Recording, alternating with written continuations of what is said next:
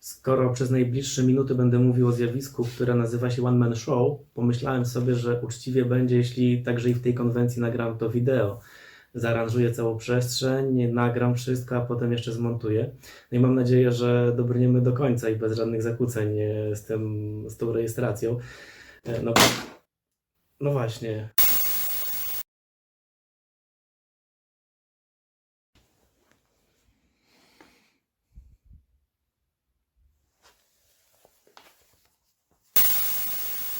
Często w artykułach prasowych i różnego rodzaju recenzjach można znaleźć takie stwierdzenie, że podczas koncertu muzyk czy jakiś wokalista skradł cały show. Akurat zjawisko, o którym dzisiaj rozmawiamy, nie ma nic wspólnego z zabieraniem czy kradzieżą, ponieważ no już sama nazwa wskazuje, że mamy do czynienia z osobą, która tylko dzięki swojej wyobraźni i tylko dzięki swojemu talentowi potrafi wytworzyć niesamowitą energię i niesamowite rzeczy na scenie, które potrafią publiczność wprawić w zachwyt. Myślę, że sama terminologia nie pozostawia złudzeń, z czym w ogóle mamy do czynienia, bo wyobraźnia w kontekście One Man Show już sama nam podpowiada obrazy, które mogą dziać się na scenie. Mam też wrażenie, że to zjawisko odbywa się w wielu dziedzinach sztuki, ale chyba najczęściej pojawia się w teatrze. Nie ma co ukrywać, od teatru do sceny koncertowej nie jest zbyt daleka droga, no a czasami już nawet w teatrze zdarzają się takie muzyczne eksperymenty. Mam tutaj na myśli chociażby monodramy, w których aktorzy wcielają się w gwiazdy rocka, próbują naśladować jakieś ikony i próbują opowiadać o tym, co działo się w historii muzyki, ale jednak upierałbym się, że nie są to muzyczne one-man showy, ponieważ oprócz aktora, który próbuje całą tę sytuację stworzyć, no to najczęściej mamy z tyłu zespół, który jeszcze przygrywa odpowiednie utwory, które mają wprowadzić nas w odpowiedni klimat. Ale może zostawmy teatr z boku, bo nie jest on istotny w naszej opowieści. Przejdźmy na scenę, zwróćmy się do muzyki, ale też i tutaj zróbmy pewne rozgraniczenie, bo fakt, że wokalista czy wokalistka stoją na scenie i robią karierę solową, no to jeszcze nie oznacza, że mamy do czynienia z klasycznym one-man show. Czasami nawet jest odwrotnie, te wokalistki stojące z przodu to najmniej istotne ogniwa w całej tej produkcji i one nie są najważniejszym elementem całej tej zabawy.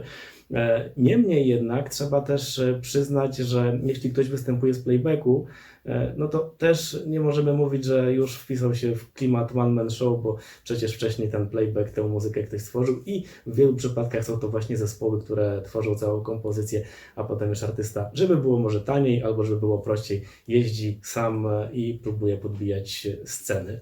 Jeśli skupimy się na klasycznym one man show, no to powinniśmy uruchomić wyobraźnię i zrozumieć, że mamy do czynienia z osobą, która jest na scenie, a oprócz tej osoby na scenie pojawia się mnóstwo instrumentów, których to artysta używa, aby stworzyć swoje show.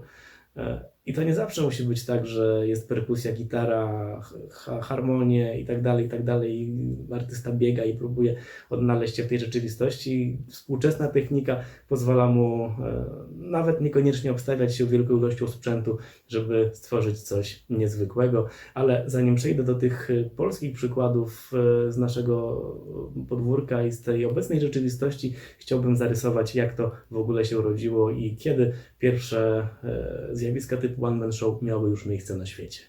Zapewne każdy z nas spotkał się z taką najprostszą formą jednoosobowych zespołów, gdzie artysta znajdujący się na scenie akompaniuje sobie na gitarze, a obok na specjalnym stojaku wisi harmonijka ustna.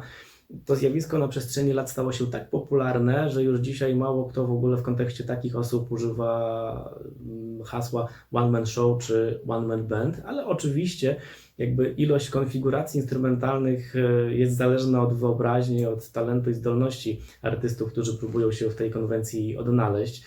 Można by łatwo wskazać ludzi, którzy próbowali na przykład na kolanach wieszać talerze, na szyi wieszali instrumenty dęte, na plecach z kolei pojawiał się jakiś wielki bęben basowy. Mało tego, specjalny bijak zawieszano na linach podłączonych do pedałów. Pedały były z kolei wykorzystywane, aby uruchomić też tamburyna czy marakasy. Banjo zawieszano na ramionach, więc myślę, że można by sobie różnego rodzaju konfiguracje tworzyć i każda gdzieś tam już w historii polskiej i zagranicznej muzyki się pojawiała. Oczywiście w latach 80. rzeczywistość stała się dużo prostsza, bo pojawiły się cyfrowe wynalazki, cyfrowy interfejs instrumentów muzycznych był na pewno zbawieniem dla wielu artystów próbujących swoich sił w konwencji one man show, one man band. W latach 80. niektórzy wieszali sobie takie pady perkusyjne MIDI na klatkach piersiowych, które także oczywiście ułatwiały to całe tworzenie. Ja o tych instrumentach, o tych urządzeniach absolutnie nic nie powiem, bo się na nich nie znam, ale znają się ci, którzy ich używają, a ta liczba artystów rośnie, ponieważ ten sprzęt jest w XXI wieku bardzo dostępny cenowo dla tych, którzy chcą się w to bawić. Pedały lupujące, które powtarzają nam riffy, akordy, no to już dzisiaj codzienność dla tych, którzy w konwencji one man show się próbują odnajdywać. Ale to nie jest zjawisko XX czy XXI wieku, ponieważ coś takiego praktykowano już, jeśli wierzyć zapisom historycznym, praktykowano już w XIII wieku.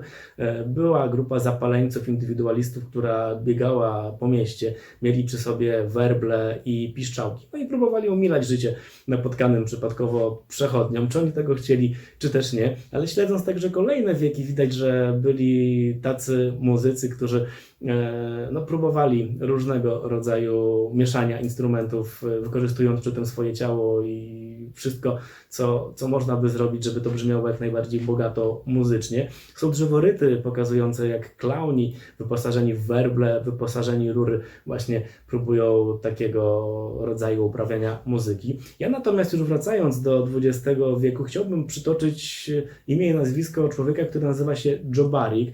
To jest muzyk, który grał na banjo i na skrzypcach, natomiast w pewnym momencie stwierdził, że chciałby to instrumentarium wzbogacić. Podczas występów chciałby, żeby to brzmiało trochę barwniej, ale jednocześnie, żeby nie wykorzystywać do tego innych muzyków, bo jak mówił, dzięki samodzielnemu działaniu może robić próby, kiedy chce, może grać co chce, może wymyślać co chce, więc dla niego to z praktycznego punktu widzenia było bardzo proste. A że Joe Barrick był stolarzem z wykształcenia, więc postanowił trochę pokombinować z drewnem. No i pierwszym jego wynalazkiem była gitara akustyczna, ale gitara, na której nie gra się rękami, ale stopami. Wykorzystał do tego deskę, na której wyciął gryf.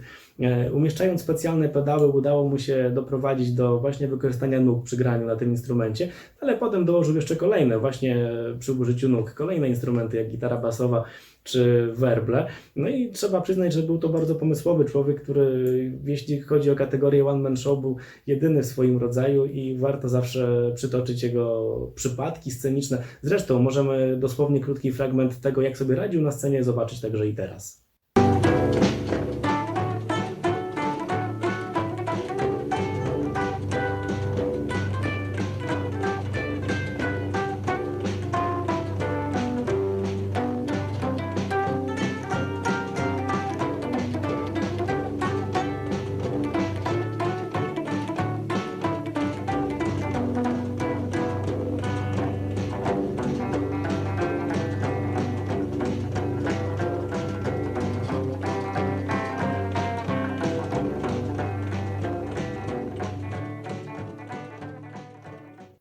Joe Barrick jest niesamowity, ale podejrzewam, że przy tego typu występach od razu się pojawia pytanie, dlaczego w ogóle artyści chcą na scenie występować sami. No myślę, że odpowiedź jest złożona, ale jednocześnie podobna do tego, co już wcześniej mówiłem, czyli absolutnie chcą być niezależni, chcą sprawdzić swoje siły właśnie w takim jednoosobowym występie, no ale chcą także mieć absolutny 100% wpływ na to, co tworzą, by nie pojawiła się historia znana na przestrzeni lat w przypadku wielu zespołów muzycznych, że w pewnym momencie rozjeżdża się wizja artystyczna muzyków i zespół przestaje istnieć. No, jeśli mamy jedną osobę, która tworzy wszystko, takie ryzyko po prostu nie istnieje.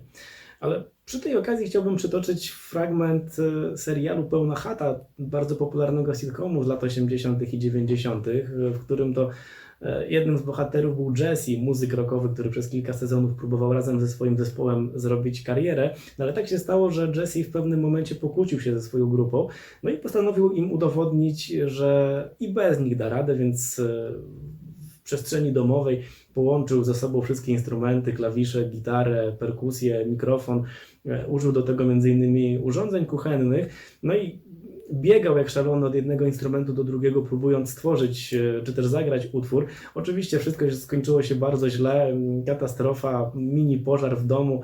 Myślę zresztą, że ten fragmentu występu Jesse'ego możemy obejrzeć także i teraz. Now watch this. First of all, we start off with the drums. We've got pre-recorded drums. Listen. Oh, beautiful. Right? Now we add a little bass.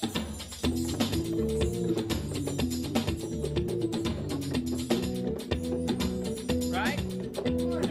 And a little guitar like this.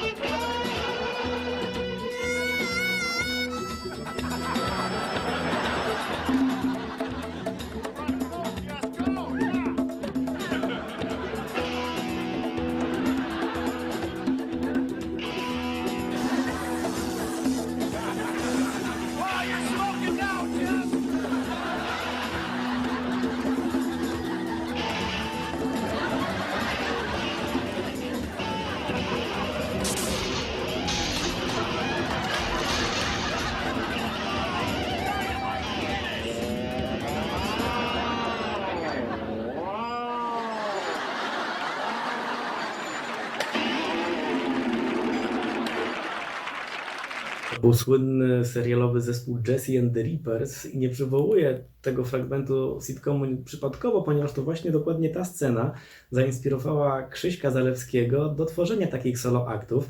Historia jest właściwie banalnie prosta, bo kiedy Krzysztof Zalewski wygrał Idola, ale jeszcze nie rozpoczął tej właściwej kariery solowej, to bardzo chciał grać już koncerty, ale to był czas, kiedy rozpadł mu się zespół, więc doszło do takiej sytuacji, że Krzysiek pisał kawałki, w domu sobie jakoś się tam podrasowywał, ale wszystko trafiało do szuflady. Bardzo zależało mu na tym, żeby jednak wyjść na scenę z tą twórczością i pokazać ją światu. No i tę możliwość stworzyło mu fantastyczne urządzenie, które nazywa się looper, które pozwoliło mu te wszystkie instrumenty zapętlać i też tak się stało, bo dzięki looperowi Krzysiek Zalewski tworzy frazy muzyczne, a na scenie otacza się wielą ilością instrumentów. To są gitary akustyczne, gitary elektryczne, bębny, jest nawet ksylofon, różnego rodzaju klawisze, tego jest naprawdę bardzo sporo. Natomiast Krzysiek dzięki swojemu talentowi, no i oczywiście technice, potrafi to wszystko bardzo fajnie ogarnąć, a zaczęło się już dawno z tym występowaniem, jeszcze kiedy Krzysiek Zalewski był członkiem zespołu Muchy i poprosił chyba kolegów, żeby mógł być takim supportem przed tym właściwym występem, więc nazwał swoje koncertowanie Support Act. No i tworzył 20-minutowe recitale, gdzie wychodził na scenę przed koncertami Much i po prostu pokazywał to, co potrafi. Wtedy jeszcze nie był tym Krzysztofem Zalewskim doskonale znanym w całym kraju, ale już był kojarzony właśnie chociażby dzięki tym występom telewizyjnym. Dzisiaj solo akt Krzysztof Zalewski to jest wielka marka, chociaż przecież Krzysiek jest też świetnym muzykiem koncertującym z całym zespołem.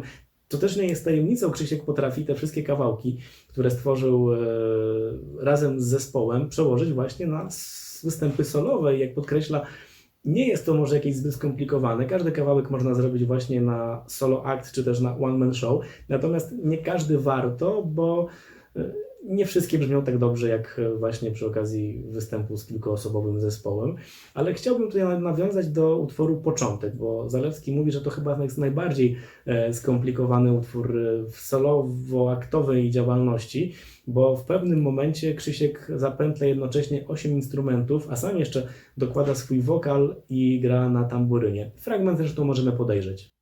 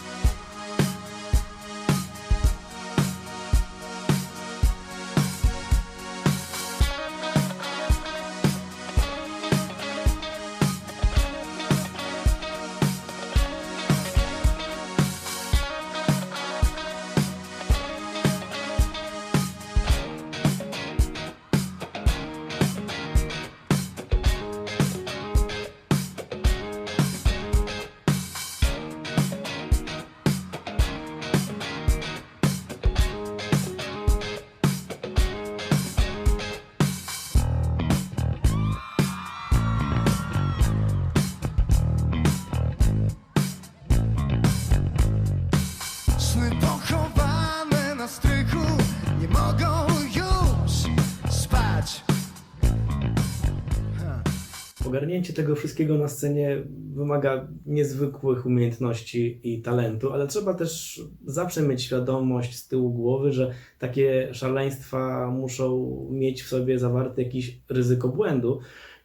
Jeśli chodzi o loopery, no to ta fraza może być źle zagrana i nie zawsze można ślad skasować, czy wrócić do niego, bo koncert trwa, są to emocje i czasami muzyk po prostu radzi sobie z krzywo zagraną frazą, ale jeśli wykorzystuje kilka instrumentów naraz, to też musi liczyć się z tym, że czasami coś zafałszuje, źle uderzy w dany instrument, czy po prostu nierówno na nim zagra. I kiedy myślę o tym wykorzystywaniu kilku instrumentów, to od razu przed moimi oczami staje obraz Spiętego, czyli Huberta Dobaczewskiego kojarzonego z zespołem Laocze.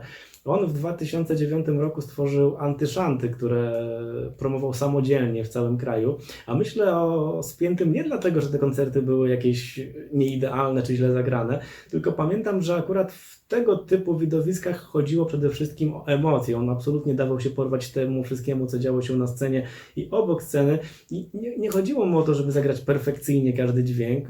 Często te dźwięki były nieczyste, natomiast w pierwszej linii pojawiała się historia napisana właśnie na Antyszantach. I to jest też bardzo ciekawy przypadek, ponieważ Spięty nagrał tę płytę w momencie absolutnego topu z formacją Laocze, kiedy oni świętowali sukcesy po świetnie przyjętym albumie Gospel. No, wydawałoby się, że teraz tylko pójść za ciosem i ten fantastyczny sukces wykorzystywać na scenach. Zresztą tak też się działo, ale Spięty w pewnym momencie też stwierdził, że trochę oderwie się od kolegów, stworzył właśnie Antyszanty, sprawdzi się jako ten outsider samodzielnie pojawiający się na scenie, by może odnaleźć się w innej rzeczywistości, dać sobie chwilę oddechu i sprawdzić się trochę w innych klimatach, może wyjść ze strefy komfortu. Pewnie też nie przypadek, bo jak Spięty opowiadał w wywiadach, ta płyta chodziła za nim już mniej więcej od 7 lat, bo jako uczestnik pływania w różnego rodzaju rejsach tworzył sobie takie niekoniecznie morskie opowieści, ale gdzieś te opowieści nawiązujące do szantów i wreszcie w 2009 roku postanowił to sfinalizować. No były to bardzo fajne występy, bardzo widowiskowe. Może wróćmy do jednego z nich i zobaczmy, jak to w ogóle wyglądało.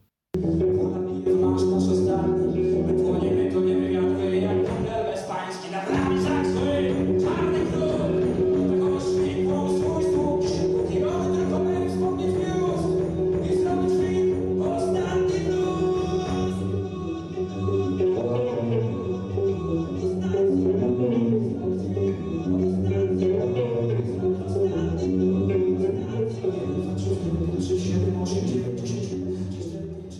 O tego typu koncertach Spięty zawsze mówił, że to samotny rejs, który wyrusza, by choć na chwilę uwolnić się od grupy, w której, co nie jest tajemnicą, zawsze jest trochę bezpieczniej. Natomiast zagłębiając się w cały projekt Spiętego, można by zaryzykować stwierdzenie, że nie jest to klasyczny one-man band, one-man show, ponieważ Spięty, nagrywając Antyszanty, wykorzystał do tego instrumenty swoich kolegów z zespołu, no bo te instrumenty znajdowały się w sali prób, gdzie Laocze też próbuje. No a właśnie w tym miejscu Antyszanty zostały stworzone w całości. Natomiast instrumentów swoich kolegów nie potrzebuje Bajzel, czyli Piotr Piasecki, którego możecie kojarzyć m.in. z występów z formacją Pogodno czy Babu Król.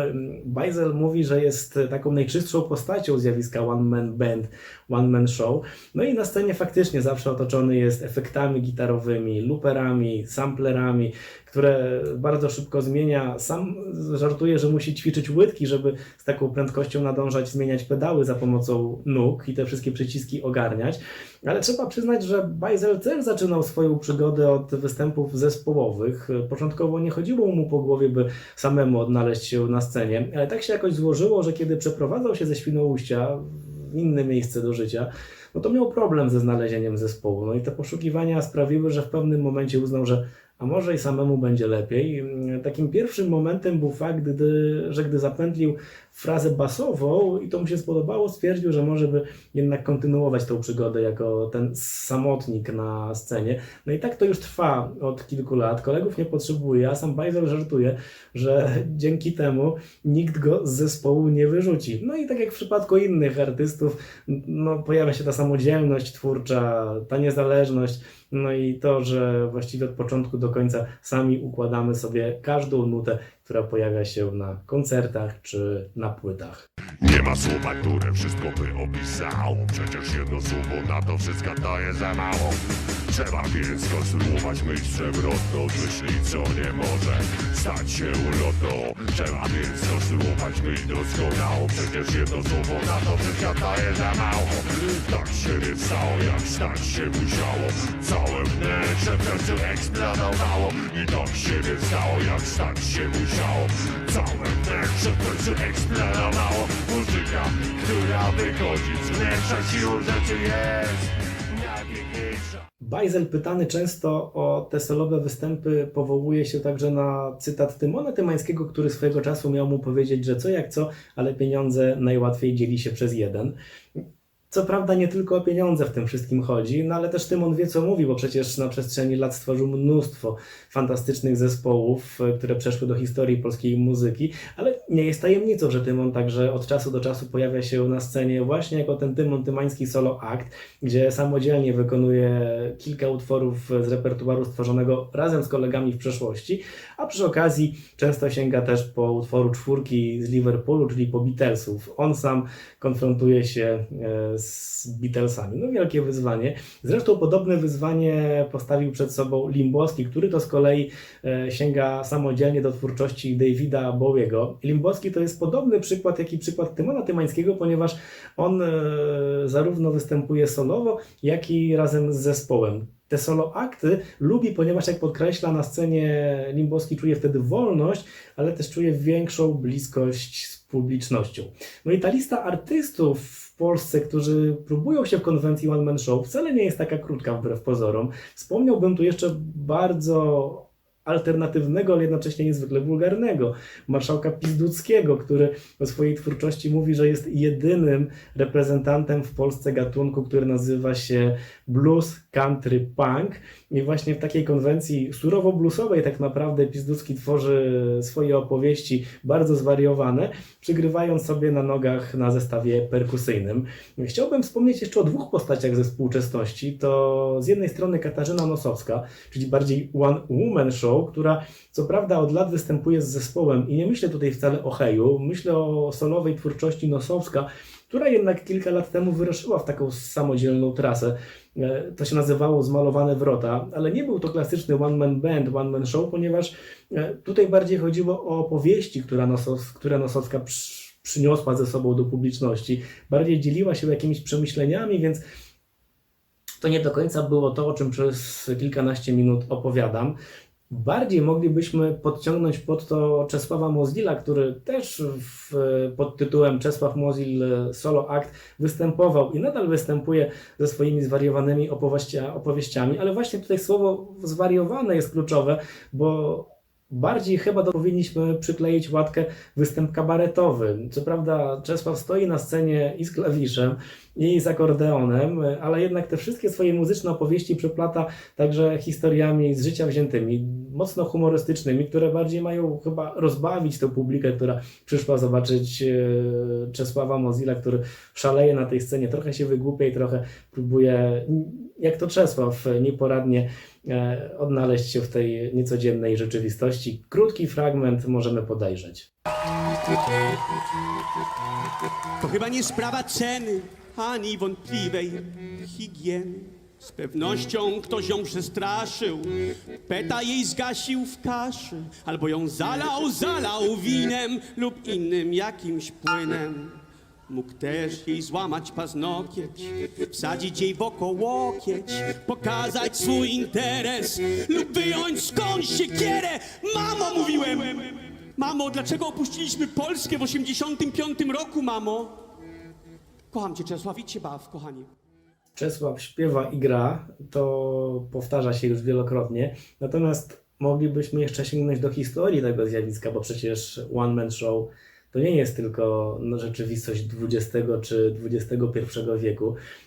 Przypomnę tylko, że nadal nie powinniśmy mylić tego konkretnego terminu z występami solowymi, bo w pewnym sensie niektórzy sugerują, że Jacek Kaczmarski też był artystą, który w tej konwencji się odnajdywał, ale jednak nie ryzykowałbym aż tak daleko wysuniętych wniosków. Podobnie jak i Czesław Niemen miał występy solowe, gdzie otaczał się organami dookoła i tylko on na tej scenie próbował odnaleźć się i poradzić sobie z tym wyzwaniem, ale chociażby patrząc na dyskografię Czesława Niemena, na tę jedną z najpopularniejszych płyt Enigmatic, no faktem jest, że płyta powstała przy udziale 6 innych muzyków, między innymi razem z Michałem Urbaniakiem, słynnym jazzowym artystą z naszego kraju, ale oprócz tych 6 muzyków były jeszcze 2 chóry, więc one man band? No chyba niekoniecznie. Ale skoro jesteśmy przy tych dawnych latach, to absolutnie muszę wspomnieć o Władysławie Komendarku, bo to jest historia polskiej muzyki elektronicznej. Człowiek kojarzony z formacją Exodus, której odszedł w latach 80., właściwie z dnia na dzień, niespodziewanie, ale to wszystko dlatego, że niekoniecznie odnajdywał się w tej twórczości zespołowej. To jest absolutny indywidualista i chciał od początku do końca mieć wpływ na wszystko, co powstaje, a to dotyczy jego i twórczości, którą proponuje. One Man Show, One Man Band absolutnie jest tak bardzo wpisany w ten schemat, że także sam sobie projektuje ubrania. Warto też wspomnieć o specjalnych butach, których używa do klawiatury nożnej organów. Te buty mają cieńszą podeszwę. Używa ich dlatego, że kiedy korzystał z innego obuwia, no to często zahaczał o inne nuty, powodując, jak sam nazywał, brud dźwiękowy. Chciał tego uniknąć, więc stąd to specjalne obuwie do organów. Zerknijmy na tę niezwykłą postać, bo każdy występ jest jakimś niesamowitym zjawiskiem.